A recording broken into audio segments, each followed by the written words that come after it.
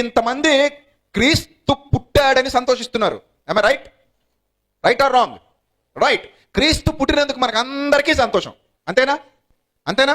ప్రతి సంఘానికి సంతోషమే, ప్రతి సేవకుడికి సంతోషమే, ప్రతి విశ్వాసికి సంతోషమే. ఎందుకు నిమిత్తమట? క్రీస్తు పుట్టినందుకు మనకి సంతోషం. మరి మనల్ని బట్టి క్రీస్తుకు సంతోషం ఉందా? ఇదే పెద్ద $1 మిలియన్ ప్రశ్న. ఇలాంటి ప్రశ్నలు అడగండి అంటావా?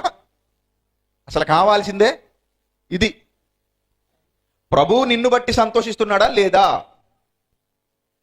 ప్రభువును సంతోషపరచాలని చెప్పావా లేదా? నువ్వు చెప్పావా లేదా? చెప్పావా? అంటే నీకు ఆ సెన్స్ ఉందా?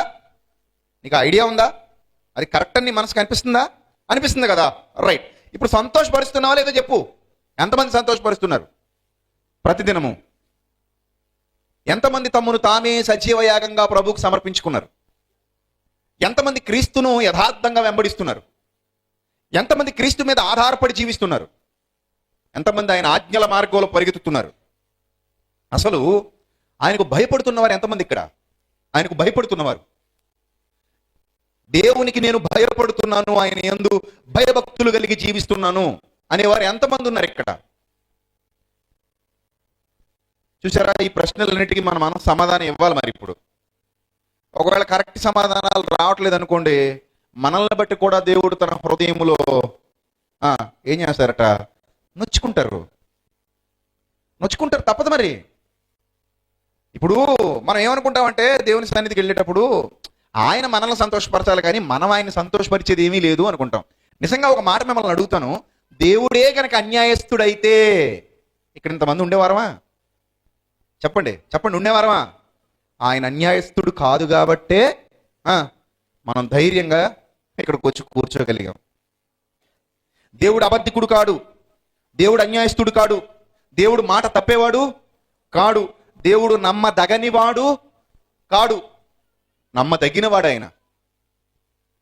సో దేవుని యొక్క గొప్పతనాన్ని బట్టి, దేవుని యొక్క ఔన్నత్యాన్ని బట్టి నువ్వు నేను ఇక్కడికి వచ్చి కూర్చోగలిగాం. ఈరోజు మనం ఏదైనా చేయగలుగుతున్నాం, ఎలా అయినా బ్రతకగలుగుతున్నాం. నీ జీవితం నీది అనుకుంటున్నావు, నీ సంతోషం కోసం నువ్వు చూస్తున్నావు, నీ ఆనందం కోసం నువ్వు చూస్తున్నావు, నీ ఇష్టాన్ని నువ్వు నెరవేర్చుకుంటున్నావు. కానీ దేవుని ఇష్టానికి నీ బ్రతుకులో చోటిస్తున్నావా? దేవుని సంతోషపెట్టే జీవితం కావాలని ఎప్పుడైనా ఆశిస్తున్నావా? నా బ్రతుకు ద్వారా దేవుడు సంతోషపడుతున్నాడా లేదా అని కనీసం ఏ రోజైనా ఒక్క క్షణం ఆగి ఆలోచించావా? ఒక్క క్షణమైనా పరిశీలించుకున్నావా? అవేం లేవు మన బ్రతుకులో. ఎంతసేపు దేవుడి దగ్గరికి రావడం, ప్రభువా నాకు అది ఇచ్చేయి, నాకు ఇది ఇచ్చేయి, నాకు అలా చేసేయి, నాకు ఇలా చేసేయి, నన్ను ఇంకా ఎత్తుకు తీసుకెళ్ళిపో, నన్ను ఇంకా ఆశీర్వదించేయి, దీవించేయి. అంతేనా? అంతేగాని ప్రభువా నా జీవితం ద్వారా నువ్వు సంతోషంగానే ఉన్నావు ప్రభువా, నేనాడైనా మోకరించి నీ తండ్రిని అడిగావా? నేను అడిగానన్న వాళ్ళ చేతులు ఎత్తండి. చూసారా? వణుకుతున్నాయి చేతులు, వణుకుతున్నాయి. ఎందుకంటే అంతరాత్మ ఒప్పుకోవట్లా. అంతరాత్మ ఏమంటుందో తెలుసా? అంతరాత్మ దించు చెయ్యి అంటుంది. అంటుందా లేదా? అంటుందా? అంతరాత్మ అలాగే అంటుంది. మరి ఏం చేస్తాం? మరి దించు, కూర్చో, నువ్వా ఎవరు మోయ్ అంటది. అప్పుడు మనం ఏం చేస్తామంటే, ఏం చేయాలి? మోసం చేద్దామా లేకపోతే అంగీకరిద్దామా? డైలమాలో పడిపోతాం. అటా ఇటా తేల్చుకోలేవు. కానీ ఒక్కసారి రాత్రి ఆలోచించండి, మనం దేవుణ్ణి చాలా సందర్భాల్లో ఏం చేస్తున్నాం తెలుసా? బాధ పెడుతున్నాం.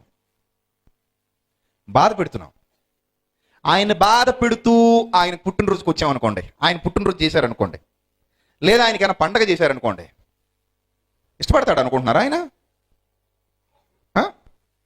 ఇష్టపడతాడు అనుకుంటున్నారా? ఇష్టపడ్డు. ఇప్పుడు కూడా మన కోణంలో మనం ఆలోచించకూడదు. మనం ఏది ఆలోచించినా ఏ కోణంలో ఆలోచించాలి? దేవుని కోణంలో, బైబిల్ ప్రకారంగా ఆలోచించాలి. నీ జీవితం బాగుంటేనే, నువ్వు ఆయనకి ఇష్టడుగా జీవిస్తేనే నీకు సంబంధించి ఏదైనా ఆయన అంగీకరిస్తాడు. నువ్వే ఆయనకి ఇష్టడుగా జీవించినప్పుడు, నువ్వు ఆయనకి ఇష్టడుగా జీవించినప్పుడు నువ్వేం చేసినా ఆయన అంగీకరించడు. నీకు బెస్ట్ ఎగ్జాంపుల్ ఆదికాండం ప్రారంభంలోనే దొరికిపోద్ది. కయీను ఉన్నాడు, హేబెల్ ఉన్నాడు. కయీను అర్పణ తెచ్చాడు, హేబెల్ కూడా ఏం తెచ్చాడు? అర్పణ తెచ్చాడు. ఇప్పుడు కయీను తెచ్చిన అర్పణ లోపంతో కూడుకున్నదా? మిమ్మల్ని అడుగుతున్నా, కయీను తెచ్చిన అర్పణ మంచిదా కాదా? మంచిదా కాదా? కాదని ఎక్కడో వినబడింది నాకు. కాదని ఉందా? అర్పణ మంచిది కాదని ఉందా? తన భూమి పంటలో కొంత తెచ్చాడు. చెడ్డవి తెచ్చాడనుందా? కుళ్ళిపోయినవి తెచ్చాడనుందా? పాడైపోయినవి తెచ్చాడనుందా? దేవుడు ఏమైనా తింటాడా వాటిని? మళ్ళీ వీళ్ళే తింటారా దేవుడికి పెట్టామని చెప్పి? చెప్పండి. అప్పుడప్పుడు క్రిస్మస్కి అరటిపళ్ళని లేకపోతే ఇంకా అవని ఇవని పలహారాలు తెస్తూ ఉంటారు. ఎవరికని తెస్తారు ఇవి? ఎవరికట? దేవుడు తింటే నీకు ఉంటాయా అసలు? ఉంటాయా? పేరుకు దేవుడిది, తినేది ఎవరు మళ్ళీ? మనమే. ఇప్పుడు కయ్యేను కొంత తెచ్చాడు, ఓకే, దేవుడు తింటాడా? తిండు. హేబేలు తెచ్చాడు, దేవుడు తింటాడా? తిండు. మళ్ళీ అర్పణ అర్పించి మళ్ళీ వీళ్ళే తినేస్తారు. ఇంతకీ అక్కడ కయ్యేను తెచ్చింది మంచిదే, చెడ్డదేం తేలేదు. కానీ మీరు బైబిల్ సరిగా చదవండి. దేవుడు కయ్యనును అతని అర్పణను లక్ష్య పెట్టలేదు. మొదట దేవుడు ఎవరిని లక్ష్య పెట్టలేదట?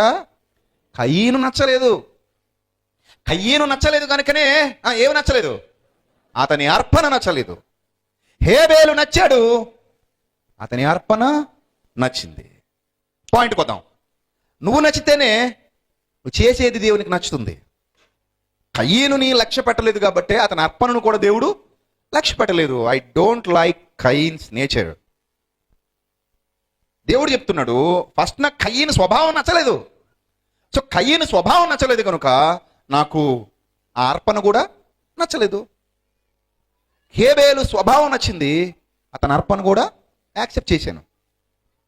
ఇది మీకు అర్థమైతే మనం దేవుని దగ్గరకు వచ్చినప్పుడు, లేదా దేవునికి ఏదైనా చేసినప్పుడు, దేవునికి ఏదైనా ఇచ్చినప్పుడు, దేవుని కొరకు ఏదైనా మనం కార్యాన్ని చేపట్టినప్పుడు మీరు గుర్తుపెట్టుకోవాల్సింది ఒకటే: మీ హృదయంలో ఆయనకు చోటు లేనప్పుడు, మిమ్మును బట్టి ఆయన సంతోషంగా లేనప్పుడు, మీరెంత సంతోషాన్ని అనుభవిందాం అనుకున్నా అది వృధా, అది వ్యర్థమే. దేవుడు దాన్ని అంగీకరించడు. ఇప్పుడు ఒక అద్భుతమైన విషయాన్ని మీకు చూపిస్తాను. ఇశ్రాయేలు జాతిని దేవుడు ఏర్పరచుకున్నాడు. పూర్వకాలంలో అమోరీలు ఉన్నారు, యెబూసీలు ఉన్నారు, అమాలేకీలు ఉన్నారు, ఫిలిస్తీన్లు ఉన్నారు, హివ్వీలు ఉన్నారు. ఇలా ఎందరో ఎన్నో జాతుల ప్రజలు ఉండగా దేవుడు ఎవరిని ఎన్నుకున్నాడట? పితరుల్ని బట్టి. అదేదో వీళ్ళు గొప్పోళ్ళని కాదు. అబ్రహామును బట్టి, ఇస్సాకును బట్టి, యాకోబును బట్టి, వారికి చేయబడినటువంటి వాగ్దానములను బట్టి ఎవరు ఎన్నుకొనబడ్డారు? ఇశ్రాయేలీయులు ఎన్నుకొనబడ్డారు. వారిని పాలుతేరులు ప్రవహించే దేశానికి చేర్చిన తర్వాత వారికి ధర్మశాస్త్రం అనేది ఇవ్వడం జరిగింది. ఈ ధర్మశాస్త్రానికి ఇవ్వడానికి ముందు నుంచే కూడా దేవుడు కొన్ని కట్టుబాట్లు వారికి నేర్పించాడు. అందులో వారికి చాలా పండుగలు ఉన్నాయి, ఇశ్రాయేలీయుల పండుగలు. ఆ పండుగల ద్వారా దేవుడు ఏమనుకున్నాడంటే కొన్ని పాఠాలు వాళ్ళు నేర్చుకోవాలి అనుకున్నాడు. ఈవెన్ పస్కా పండుగ కానివ్వండి, పర్ణశాలల పండుగ కానివ్వండి, ఇలా చాలా పండుగలు ఉన్నాయి కదా. ఆలయ ప్రతిష్ఠిత పండుగ కానివ్వండి, ఏమండి, ఇలా ఎన్నో ఉన్నాయి. ఈ పండుగలన్నిటి ద్వారా కూడా వాళ్ళు కొన్ని పాఠాలు నేర్చుకోవాలి. వాళ్ళ బ్రతుకును మంచిగా తీర్చిదిద్దుకోవాలి. వాళ్ళు యథార్థవంతులుగా మారాలి, నీతిమంతులుగా మారాలి, నా పిల్లలుగా ఉండాలి. ముఖ్యంగా ఆయన చెప్పినటువంటి ఒక రూల్ ఏంటంటే, నేను పరిశుద్ధుడనే ఉన్న ప్రకారము మీరును సమస్త ప్రవర్తన యందు పరిశుద్ధులై ఉండాలి. దేవుడు అది కోరుకున్నాడు. కానీ విచిత్రం ఏంటంటే వాళ్ళు పండగలు చేసేవారు, కానీ పరిశుద్ధతలో మాత్రం యథార్థంగా ఉండేవారు కాదు. పండగలు మాత్రం ఎందుకు చేసేవారంటే పండగలో వాళ్ళకి సంతోషం ఉంటుంది కాబట్టి. అంతే కదా. పండగ వచ్చింది అనుకోండి, ఎవరికి సంతోషం? ప్రభుకా, మనకా? మీరు చెప్పండి, సీరియస్గా నిజం చెప్పేయండి. పండగ వస్తే మనకు సంతోషమా, ప్రభుకి సంతోషమా? నిజం చెప్పేయండి. అంతే కదా. ఇశ్రాయేలీలకు కూడా అంతే. పండగ వస్తే ఎవరికి సంతోషం అట? ఇశ్రాయేలీలకు సంతోషం. కానీ వాళ్ళు పండగలు సీరియస్గా చేసేస్తున్నారట. కానీ ప్రభువును మాత్రం పండగ రోజు బాధ పెడుతున్నారట, ప్రతిరోజు బాధ పెడుతూనే ఉన్నారట. ప్రతిరోజు వారి విషయమై ప్రభు చూస్తున్నప్పుడు చింత మిగులుతోంది, ఆయనకి బాధ మిగులుతోంది. ఎవరిలోనూ యథార్థత లేదు, ఎవరిలోనూ నీతి లేదు, ఎవరిలోనూ వాక్యానుసారమైన భక్తి లేదు, వాక్యానుసారమైన ఆలోచన లేదు. వాళ్ళ జీవితాలు చూస్తుంటే ప్రభు తన హృదయంలో నొచ్చుకుంటున్నారు. ప్రతిరోజు అదే జరుగుతోంది. ప్రభుకు హృదయంలో ఏం పుడుతోంది? నొప్పి పుడుతోంది.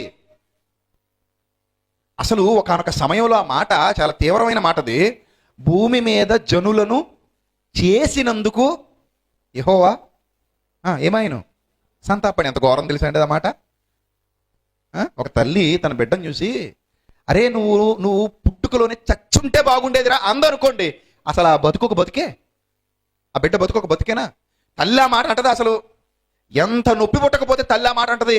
కానీ పెంచి పెద్ద చేసిన తల్లి, అసలు నీలాంటి దుర్మార్గుడు పుట్టుడకపోతే బాగుండేదిరా, నువ్వు ఆ రోజు చచ్చుంటే బాగుండేదిరా అందనుకోండి తల్లి.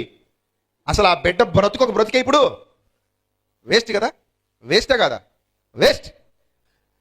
సృష్టించిన దేవుడు అదే పందాలో మాట్లాడుతూ అసలు ఈ జనులను చేసినందుకు యెహోవా ఏమాయను సంతాపపడి. నీకు మందేవ బతికేనా మరి అలాంటప్పుడు? నువ్వే ఆలోచించి ఈ రాత్రి సీరియస్గా. నిన్ను కన్నందుకు మీ అమ్మా నాన్న ఎలా ఫీల్ అవుతున్నారో అది పక్కన పెట్టి కాసేపు నిన్ను ఈ భూమి మీదకు పంపించినందుకు నీ దేవుడు సంతాపపడుతున్నాడు అనుకో. అసలు నీది నాది మంచి జీవితమేనా? అసలు ఒక బ్రతికేనా మంది? ఆలోచించండి ఒకసారి సీరియస్గా. నిన్ను ఈ భూమి మీదకు పంపించినందుకు నీ తండ్రి సంతాపపడుతుంటే నువ్వెలా నిత్య జీవితానికి వెళ్ళగలవు? నువ్వెలా ఆ తండ్రి దగ్గరికి వెళ్ళగలవు? నువ్వెలా ఆ పరలోకాన్ని స్వతంత్రించుకోగలవు? It's impossible, it's highly impossible. Because your character is not good, your character is not biblical. నీ ఆలోచన విధానం కూడా అసలు బాలేదు. జస్ట్ నీ సంతోషం కోసం నువ్వు ఎదురు చూస్తున్నావు, నీ ఆనందం కోసం నువ్వు ఎదురు చూస్తున్నావు. దేవుణ్ణి సంతోషపెట్టే జీవితం నీకు లేనప్పుడు నీ పండుగ నాకు నచ్చలేదు అంటాడు ఆయన. ఒకసారి చూద్దాం. పండుగ చేయమని చెప్పినటువంటి దేవుడు హోషేయ గ్రంథం 2వ అధ్యాయము 11వ వచనం త్వరగా చూడాలి. దాని ఉత్సవ కాలములను, పండుగలను, అమావాస్యలను